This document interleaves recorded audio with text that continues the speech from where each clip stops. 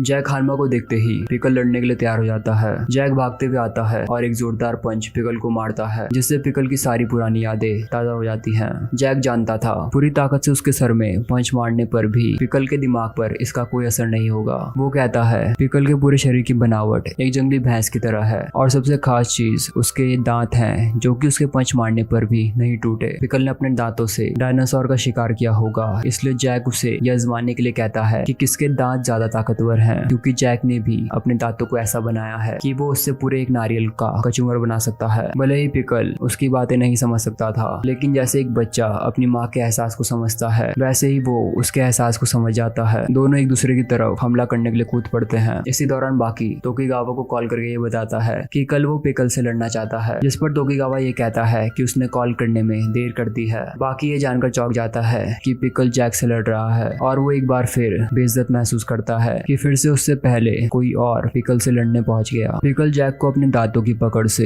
इधर उधर घुमाकर दूर फेंक डालता है। तोकीगावा ये देख के चौंक जाता है कि पिकल ने जैक का चेहरा खा लिया है और वो उसका मांस चबा के निकल जाता है। लेकिन जैक अब हंसने लगता है। जैसे ही पिकल उसके करीब आता है, जैक घूमकर एक जोरदार पंच उसके जबड़े में दे मारता है। जैक को समझ नहीं आता कि उसने कई दुश्मनों से लड़ाई करी है और एक ही पंच में कईयों के जबड़े तोड़ डाले हैं, पर पिकल पे इसका कोई असर नहीं हुआ। पिकल अब वापस उसी पोज में आ जाता है जिससे उसने रेत्सु को बुरी तरह घायल किया था। बाकी और रेत्सु दौड़ते हुए जैसे ही एरिना में पहुंचते हैं तो उनकी आंखें ये देखकर खुली की खुली रह जाती हैं कि जैक ने उसके खतरनाक मूव को डिफेंड कर लिया है। दरअसल जैक ने अपनी जिंदगी में जितने भी ड्रग्स लिए थे उनका असर आज देखने को मिला। 20 मीटर दूर गिरने के बाद भी पिकल वापस लड़ने के लिए खड़ा हो जाता है। दोनों की लड़ाई देख बाकी को एहसास होता है कि उसने यहाँ पहुंचने में देर कर दी है। वो अपने आप को समझाने की कोशिश करता है, पर अंदर ही अंदर वो दर्द महसूस कर रहा था। जैक पिकल का सर पकड़ उसे सीधा जमीन में पटक डालता है और कहता है इस युग के लोग उससे कई गुना आगे बढ़ चुके हैं। वो उसे बुरी तरह मारकर ये बताता है यहाँ असल में बॉस कौन है। जैक ने महंगा खाना, शराब, पैसा और हर तरह की अय्याशियों को त्याग डाला क्योंकि उसे सिर्फ ताकत चाहिए थी। उसने दिन रात ट्रेनिंग करी, कई तरह के ड्रग्स अपने शरीर में डाले, यहाँ तक कि वो मरने वाला था, लेकिन उसे ताकत और सबसे विशाल शरीर चाहिए था। इसलिए उसने अपनी हड्डियों को सर्जरी से लंबा कराया और ये सब हासिल करने के लिए उसे असहनीय दर्द से गुजरना पड़ा। उसकी पूरी जिंदगी का मकसद ताकत हासिल करना है और इसके लिए वो आज तक दिन रात मेहनत करता आ रहा है। जैक आधुनिक युग का योद्धा है और वो पिकल को यहाँ राज करने नहीं देगा। सब वहाँ ये देख के चौंक जाते हैं। जैक ने पिकल के कान को दांतों से काटकर अलग कर दिया है। पिकल गुस्से से बुरी तरह भर जाता है। जैक पिकल को कई बार मारने की कोशिश करता है, पर पिकल तेजी से उसके हर वार को डॉज कर लेता है। जैक को समझ नहीं आता कि वो इतने वार कर रहा है, पर फिर भी उसे चोट क्यों नहीं लग रही। पिकल का ये मूव इतना तेज था कि डायनासोर चाह कर भी उस पर हमला नहीं कर सकते थे। अब पिकल लगातार जैक को मार मार कर उसका मुंह तोड़ डालता है और उसे सीधा दीवार में जा फेंकता है। पिकल अपनी तीसरी जीत की खुशी में नाचने लगता है और फिर जैक को खाने के लिए आगे बढ़ता है, लेकिन उसे जैक एक जहरीली बी की तरह नजर आता है और वो वापस लौट जाता है। आज से कई साल पहले जब पिकल बच्चा था तब उसने पहली बार एक छोटे दुश्मन का सामना किया।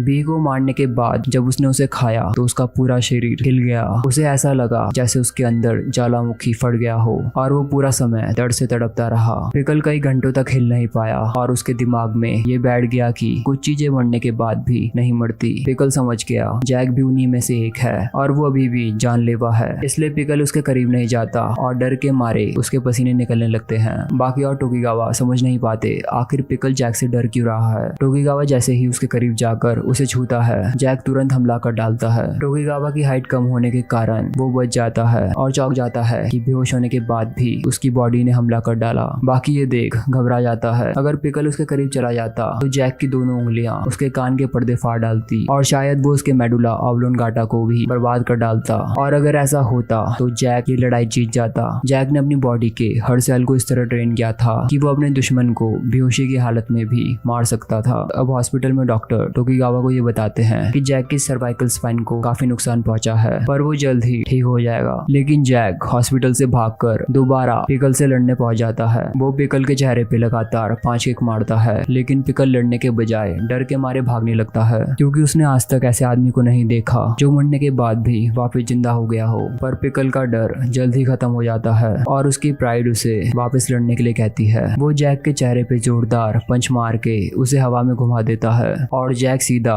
मुंह के बल जा गिरता है। एक बार फिर जैक की आंख हॉस्पिटल में खुलती है और वो फिर से पिकल से लड़ने के लिए दौड़ता है, लेकिन इस बार बाकी उसका रास्ता रोक डालता है। वो समझाता है कि जैक उसे कभी नहीं हरा सकता। जब वो बेहोश हो गया था तब पिकल ने उसे उल्टा लटका कर टांग डाला ताकि जब वो होश में आए तो भूख लगने पर उसे जिंदा खा सके। ये सुनकर जैक पागलों की तरह चिल्लाने लगता है। अब तोकीगावा यूजिरो को बताता है बाकी वहीं एरिना में बिना कुछ खाए पिए पिकल के सामने बैठा है और वो इंतजार कर रहा है कि कब पिकल रिकवर होगा और उसका मुकाबला करेगा। पिकल दुनिया के अब तक के 3 बेस्ट फाइटर्स को हरा चुका है और उसे नहीं लगता कि बाकी उसे हरा सकता है। ये बात सुन यूजिरो भड़क जाता है और बताता है उन तीनों फाइटर्स के पास वो चीज नहीं है जो बाकी के पास है। बाकी की रगों के अंदर उसका खून दौड़ रहा है और वो हानमा परिवार का वारिस है। तोकीगावा डरते हुए कहता है जैक भी उनका ही वारिस था, जिसके जवाब में यूजिरो कहता है उसके खून में मिलावट है और अगर उसकी रगों में यूजिरो का खून दौड़ रहा होता तो वो ये लड़ाई कभी नहीं हारता। तोकीगावा यूजिरो से सवाल करता है क्या वो खुद पिकल का मुकाबला नहीं करना चाहते, जिस पर यूजिरो बुरी तरह भड़क जाता है और तबाही मचाते हुए कहता है बाकी के होते हुए वो क्यों लड़ेगा। भले ही बाकी दिखने में छोटा है पर वो कमजोर नहीं है। उन दोनों की किस्मत में लड़ना लिखा है और जब ये लड़ाई खत्म हो जाएगी उनमें से जो भी जिंदा बचेगा उसे यूजिरो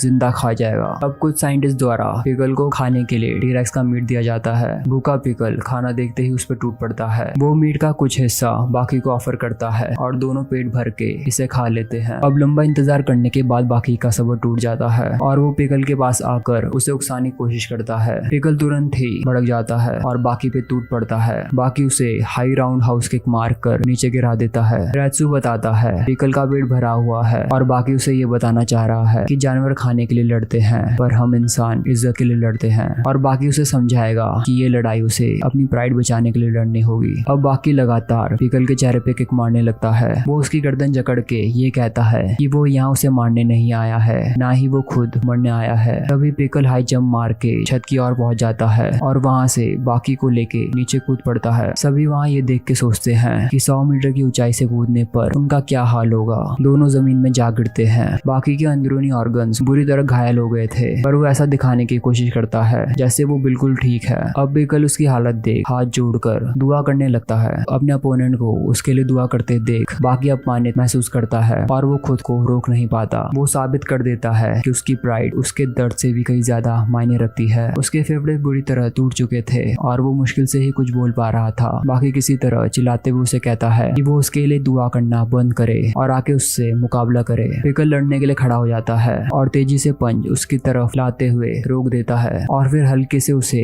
पंच करके अपमानित करता है। वो बार बार ऐसा करता है। तोकीगावा ये देख कुछ समझ नहीं पाता, लेकिन वहाँ मौजूद अनुभवी फाइटर्स समझ गए थे कि पिकल क्या करने की कोशिश कर रहा है। पिकल ने बाकी के सबसे वीक पॉइंट को निशाना बनाया था। बाकी अब वापस लौट छत की तरफ चढ़ जाता है। वो ये सोचने लगता है कि वो कमजोर है और वो पिकल से लड़ने के लायक नहीं है। तोकीगावा, हानियामा और रेत्सु के होश उड़ जाते हैं कि बाकी अपनी जान दे रहा है और फिर बाकी ऊपर से कूद पड़ता है। इसके आगे की कहानी जानने के लिए चैनल को सब्सक्राइब करें। Till then, peace out.